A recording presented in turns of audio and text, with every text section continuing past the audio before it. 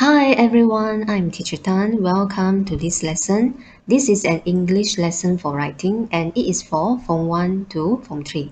We are looking at Part 2, which is not expansion. And today we are going to learn how to write a story about turn over a new leaf. Let's get started.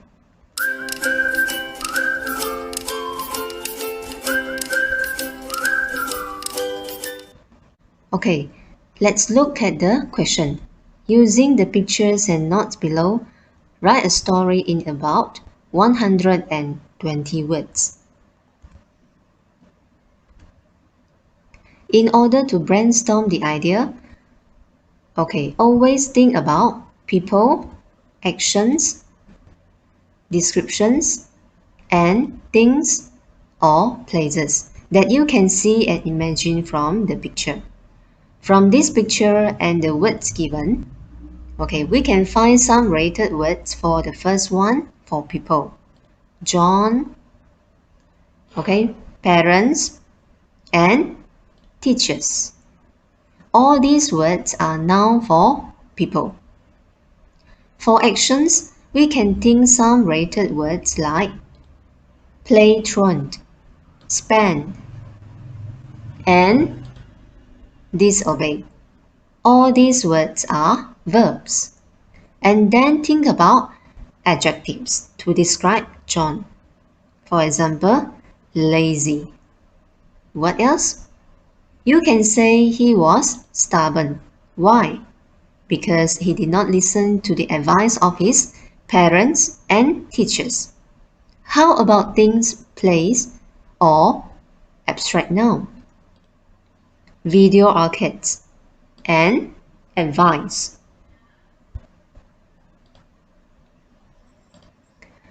We are moving to the sentence structures. Just now, from the picture, we explore the words, then divide the words into noun, verb, adjectives, and so on. And now, let's see how to make simple sentences by using these verbs. First, introducing the character, John. John is a noun. Lazy is an adjective. Remember, an adjective always follows a form of the verb to be when it modifies the noun before the verb. You can add one more adjective here, stubborn. So John was lazy and stubborn. In this essay, we use past tense because we are talking about something that has already happened. Then give your reason why you say he was lazy. Play truant means regularly absent from school without permission. You can say he played truant, preferring to spend his time at video arcades. One more verb here. Disobeyed. He disobeyed the advice of his parents and teachers. This is my example of answer. First paragraph. John was a Form 2 student. He was lazy and stubborn. John often played truant, preferring to spend his time at video arcades. He disobeyed the advice of his parents and teachers. All advice fell on deaf ears. So, if we say a suggestion or warning falls on deaf ears, that means no one listened to it. John did not listen to the advice.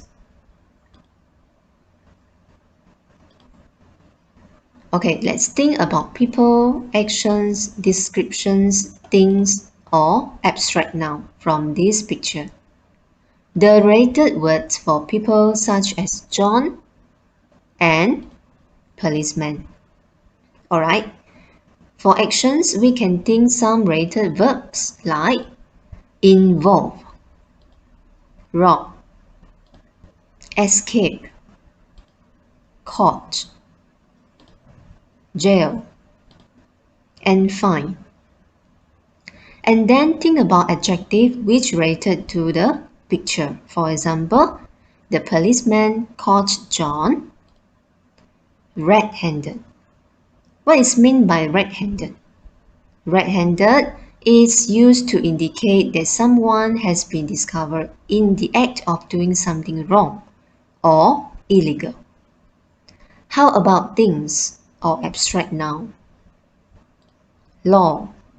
He was fined 3,000 ringgit for breaking the law. Okay, now let's construct sentences by using these verbs. Okay, why was he arrested by police? Let's start a verb of the sentence. Involve. Okay, John involved himself in several cases of robbing. Escape. Could he escape from the police? No. He could not escape the police. He could not escape the long arm of the law. What does the long arm of the law mean? It is an idiom. It means the ability of the police to find and catch people who commit crimes. Was caught. How was he caught? He was caught red-handed. Was jailed. How long was he in prison? How long was he in prison? He was jailed for 2 months. Was fined. What is the amount of the fine? He was fined 3,000 ringgit. Okay, remember a sentence without verb is nothing. So always start with the action and then expand to a complete sentence. Second paragraph. John involved himself in several cases of robbing to get money for his entertainment. He could not escape the long arm of the law for long. Finally, he was caught red-handed. He was jailed for 2 months and fined 3,000 ringgit for breaking the law. Okay, then what happened next? Let's look at this picture. When we talk about people, we talk about noun for people, such as John, friends. And you can give a name for this boy. Maybe he is John's best friend. Okay? Nathan. When we talk about actions, we talk about verbs. Okay? Think some related verbs like ignore, advise, speak, regret, promise, and change. And then think about adjectives or adverbs to describe the characters. For example, John was sad because some of his friends ignore him. Good. Nathan is a good friend. And what else? Nathan talked patiently to John. And John was touched. He promised to change for the better. How about things or abstract noun? Okay, what is it that we need to change to achieve our goal? Resolutions, right? Resolutions could be a great way to make a positive change in our life. Okay, now let's make sentences by using these verbs. What happens when John leaves jail after completing his sentence? Okay, let's start with the verb. Ignore. Ignore means to intentionally not listen or give attention to. His friends ignore him. Advice. To give someone advice. Who advised John? Nathan advised John. And what was Nathan's advice to John? Nathan advised him to change for the better. Okay, to change for the better. Okay, spoke to. Spoke to John means to tell John that he had done something wrong. So, Nathan spoke to John about his bad behavior. Okay, touch. Okay, touch is an adjective to describe feeling. It means grateful for something kind that someone has done. Remember, an adjective always follows a form of the verb to be when it modifies the noun before the verb. So John was touched. Okay, the last two verbs here. Regretted means a feeling of sadness about a mistake that you have made and a wish that it could have been different and better. Promise means to tell someone that you will certainly do something. Okay, John regretted his actions and promised to change to a better person.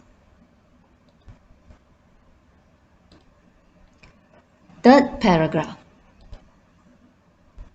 After completing his jail sentence, some of his friends ignored him. Luckily, he had a good friend, Nathan, who was never tired of advising him when he got into the bad books of others. Okay, what does it mean to be in someone's bad books? It means if you are in someone's bad books, they are not pleased with you. Okay, they are annoyed with you. Okay, next. Nathan talked to John about his bad behavior and patiently let him speak his mind. John was touched and regretted his actions. He wrote his resolutions and promised to change to a better person. Okay, how about the ending? The rated words for people, John, and teachers. Okay? For actions, we can think some rated verbs like turn over a new leaf. Actually, the phrase here is an idiom. Became, pass, feel, praise. And then think about adjective or adverbs. For example, John became a hardworking boy. Right? He passed his examination successfully, or he passed his examination with flying colors. And what else? John felt happy when everyone started to praise him. How about things or abstract noun? Examination and progress. Okay. Turn over a new leaf. Turn over a new leaf is a good idiom. It means to change to become a better person, to begin a new and better way of behaving. John turned over a new leaf. Became. Became. He became a hard-working boy. Pass. He passed his examination with flying colors. Okay, it is another good idiom means that do something such as pass an exam successfully or with great success. Started to praise. Everyone started to praise him. And then felt. He felt happy. Remember, we use past tense in this essay because we are talking about something that has already happened. Okay, last paragraph. Since then, John turned over a new leaf and became a hardworking boy. Finally, he passed his examination with flying colors. He felt happy when everyone started to praise him for his progress. Okay, that's all for our lesson today. Thank you so much for watching this video and I hope it is useful for you. Don't forget to subscribe to my channel and like this video if you have enjoyed this content. Bye!